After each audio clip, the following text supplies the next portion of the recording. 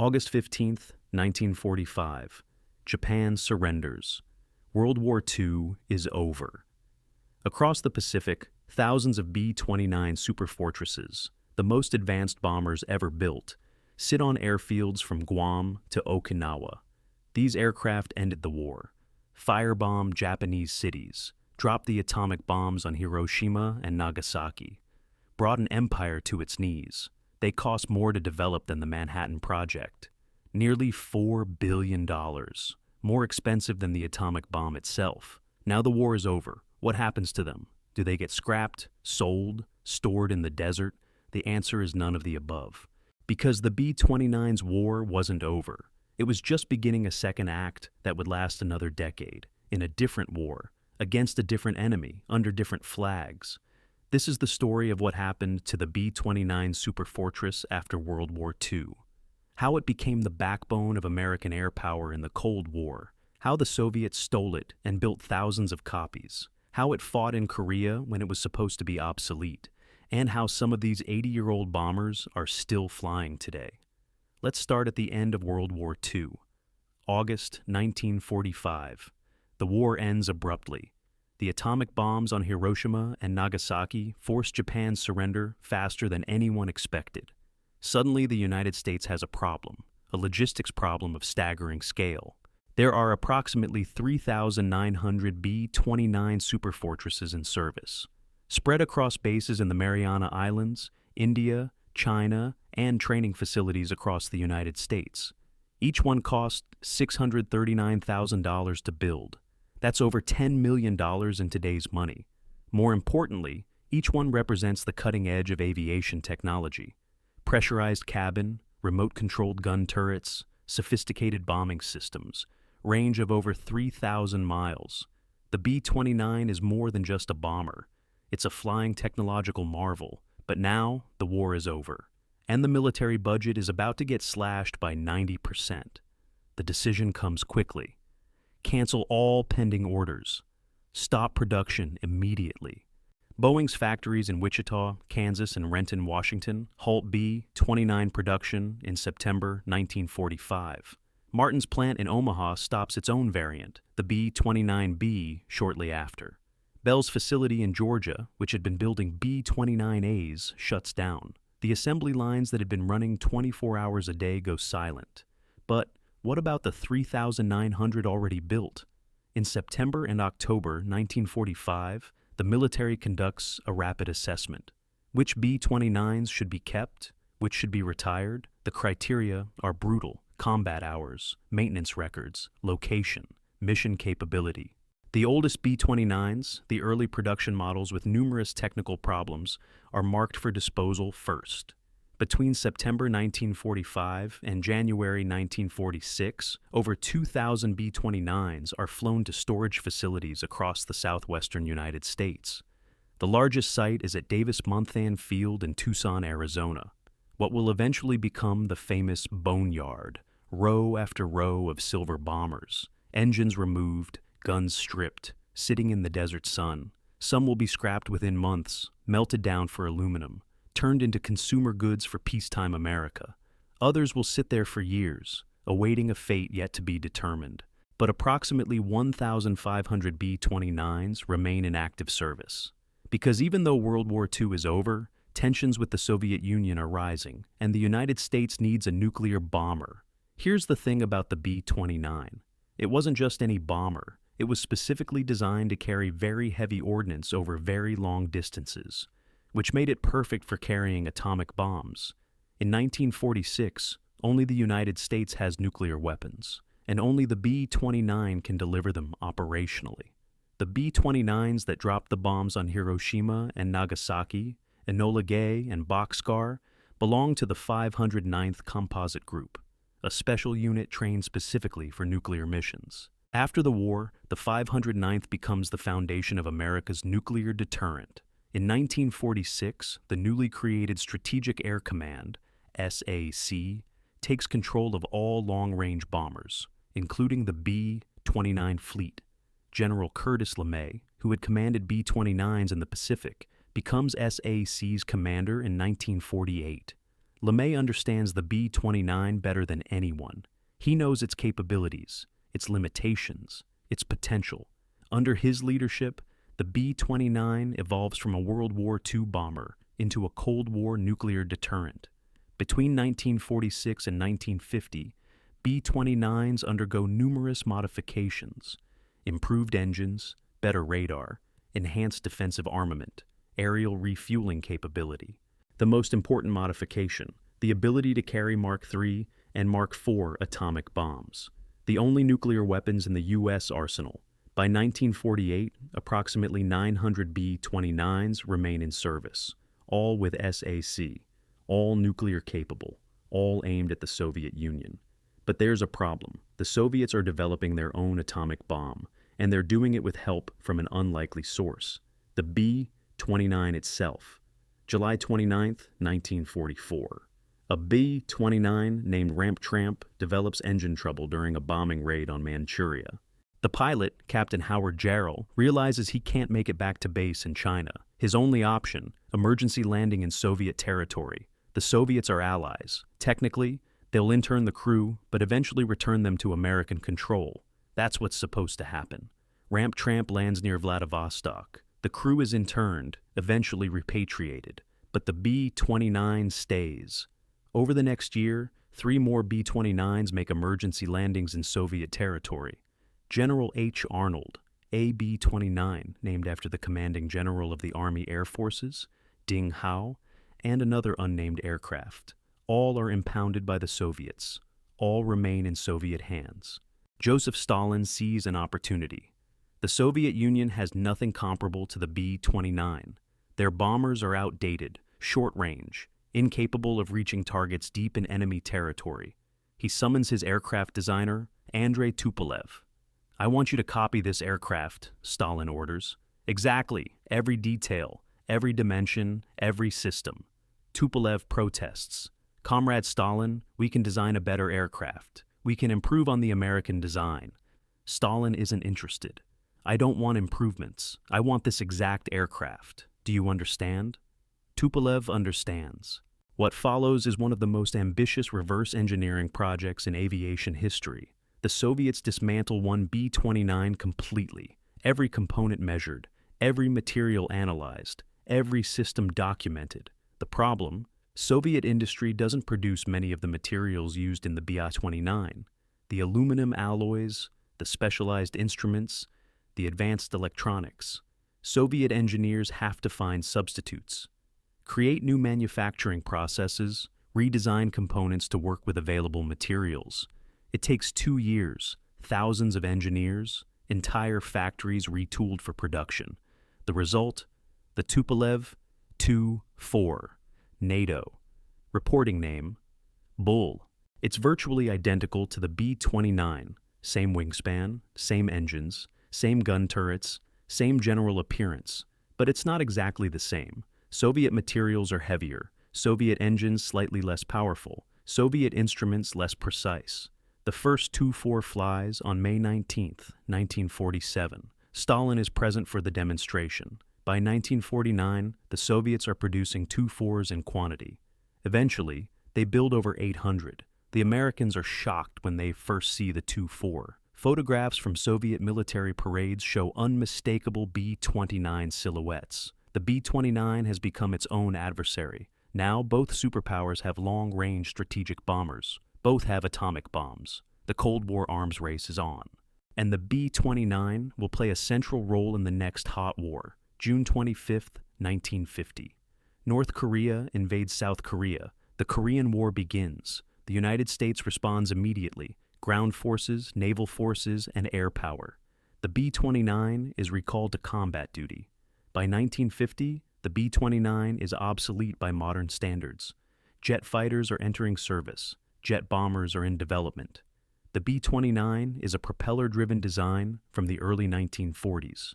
But it's what America has, and it's still formidable. Between June and December 1950, B-29s from the 19th, 22nd, 92nd, and 98th bombardment groups deploy to bases in Japan and Okinawa. Their mission? Strategic bombing of North Korean targets, industrial facilities, transportation networks, supply depots. The initial missions go well. North Korean air defenses are minimal. B-29s operate with near impunity. They bomb by day. Precision strikes against bridges, factories, power plants. The tactics are similar to World War II, high-altitude bombing runs, formations for mutual defense, fighter escort when available. But by late 1950, the situation changes dramatically. China enters the war, sending hundreds of thousands of troops across the Yalu River, and with them come Soviet-supplied jet fighters, the MiG-15. The MiG-15 is a revelation, fast, maneuverable, armed with cannons, capable of reaching altitudes the B-29 operates at. More importantly, it's much faster than the B-29. The bomber's maximum speed is 357 miles per hour. The MiG-15 can hit 668 miles per hour. The B-29 gunners, in their remote-controlled turrets with .50 caliber machine guns, suddenly face an enemy they can't effectively engage. October 23, 1951. Black Tuesday. 9 B-29s from the 307th Bombardment Group attack targets near Namsi Airfield. They're intercepted by over 100 MiG-15s. The MiGs tear into the formation. The B-29 gunners fire desperately. But the MiGs are too fast, too maneuverable.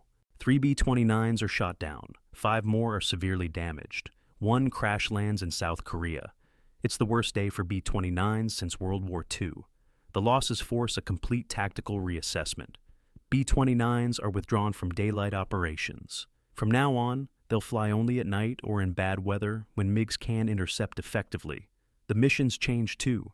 Instead of strategic bombing, B-29s shift to interdiction, attacking supply lines, rail yards, roads, bridges. It's dangerous work, night flying over mountainous terrain, heavy anti-aircraft fire, the constant threat of MiG interception if weather suddenly clears. Between 1950 and 1953, 34 B-29s are shot down or lost to operational causes in Korea. Hundreds more are damaged.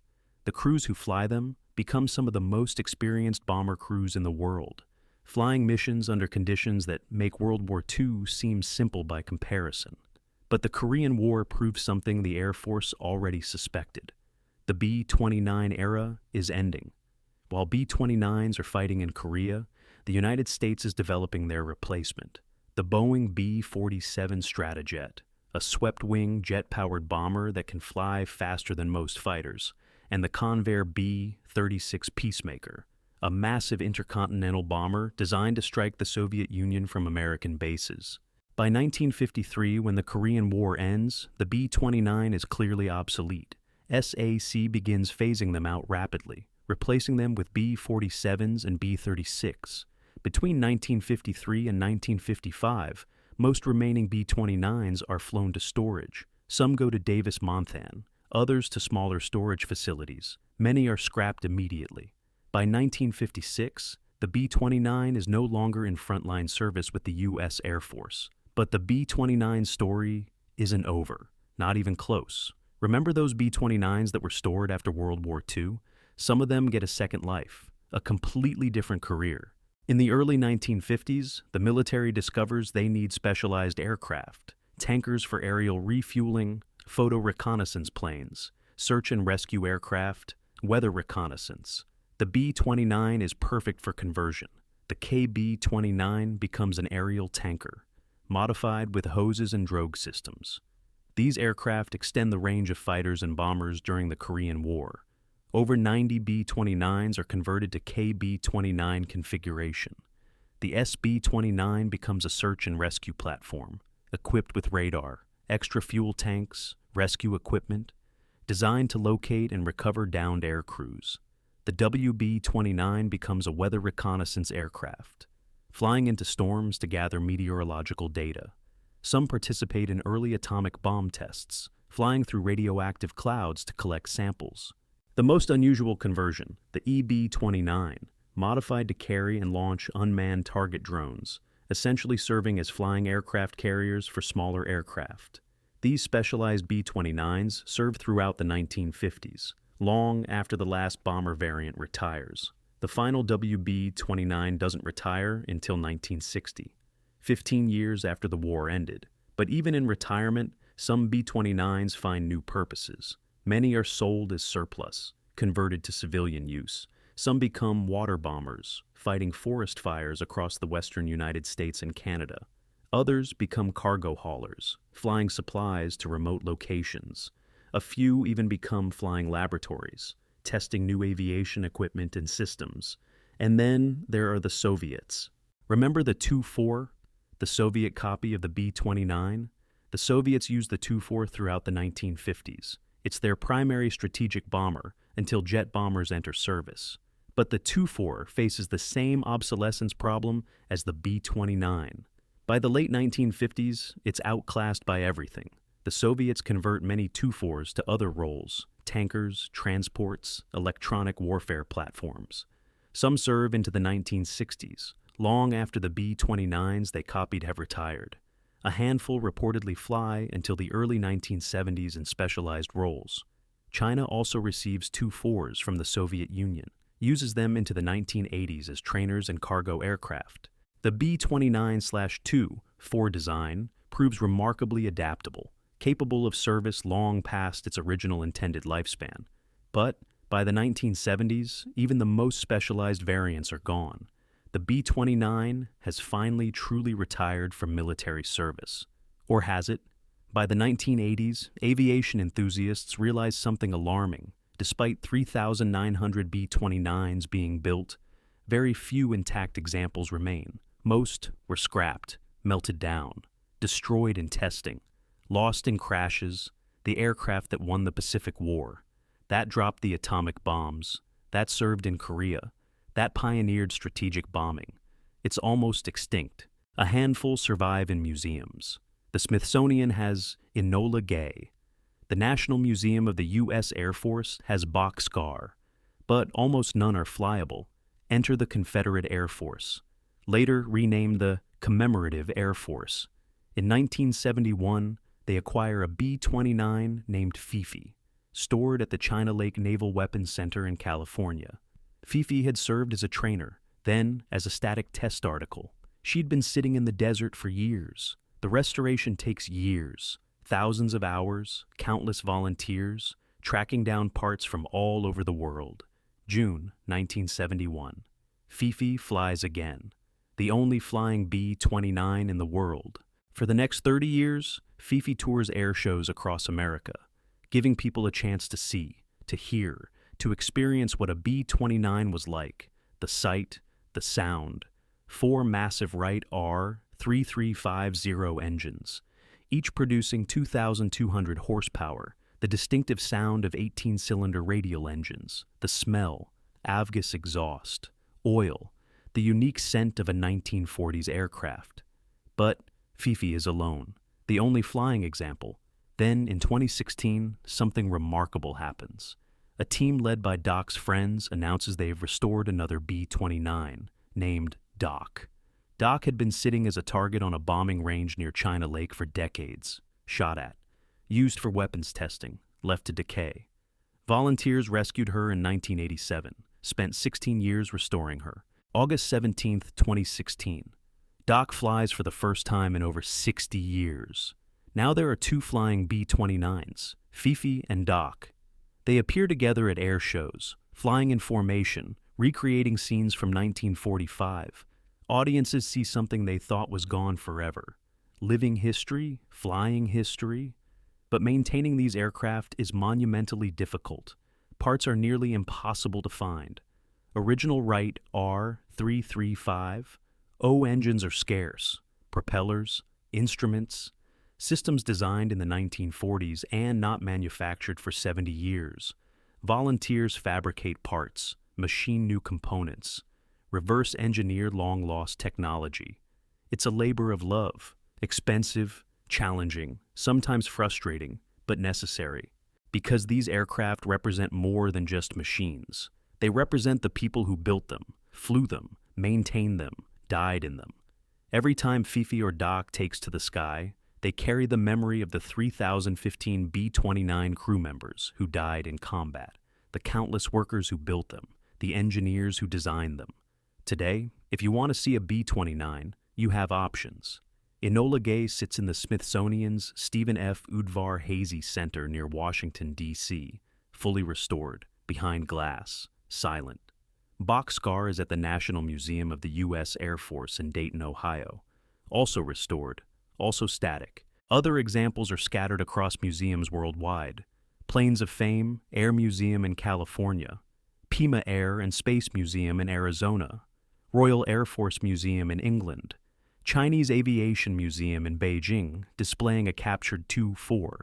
But if you want to see one fly, you need to catch Fifi or Doc at an air show. They tour regularly, the roar of those Wright R3350 engines, the sight of that massive silver bomber climbing into the sky. It's like time travel. For a moment, you're in 1945, watching B-29s launch from Tinian, heading toward Japan, or in 1951, watching them take off from Kadena, heading toward North Korea. The sound alone is worth the trip. 4 R3350 engines produce a distinctive noise, a deep, rumbling roar. Nothing else sounds like it. Veterans of the B-29 come to see them, fewer each year. Most are in their 90s now, or older. They stand there, tears in their eyes, watching the aircraft they flew, or maintained, or loaded with bombs, hearing that sound again, after 70 years. One veteran at an air show in 2019 told a reporter, "I never thought I'd hear that sound again. I flew 35 missions in a B-29. Every time I hear those engines, I'm 22 years old again." That's what these flying museums preserve. Not just aircraft, memories, history, the experience of a generation. So, what happened to the B-29 Superfortress after World War II? It became the foundation of American nuclear deterrence, the backbone of early Cold War strategy. It was stolen by the Soviets, reverse-engineered, copied, turned into the Tu-4. It fought in Korea, where it faced jet fighters and learned obsolescence the hard way. It was converted, modified, adapted, served in dozens of specialized roles for decades after it was supposed to be retired. It was mostly scrapped, melted down, destroyed, forgotten. But a few survived, were restored, kept flying, preserved as living monuments. The B-29's story after World War II is more interesting than its wartime service, because it shows how technology evolves, how military needs change, how even the most advanced weapons become obsolete. But it also shows persistence, adaptation, legacy. The B-29 was designed to win one war. It did that. But then it stayed relevant for another 15 years. Through the early Cold War, through Korea, through countless missions, no one expected it to fly. And now, 80 years after the first one rolled off the assembly line, 2 are still flying, still reminding us what American industry could build, what American crews could fly, what it took to win World War II. From the assembly lines of Boeing, Martin, and Bell, to the Mariana Islands, to the skies over Japan, to the Soviet design bureaus, to the frozen mountains of Korea, to the desert storage yards, to the restoration hangars, to the air shows where they still fly. The B-29 Superfortress. It didn't just win World War II. It defined an era, influenced enemies, fought in 2 wars, served in a dozen roles, and refused to disappear. That's what happened to the B-29 after World War II. It became a legend that won't stop flying,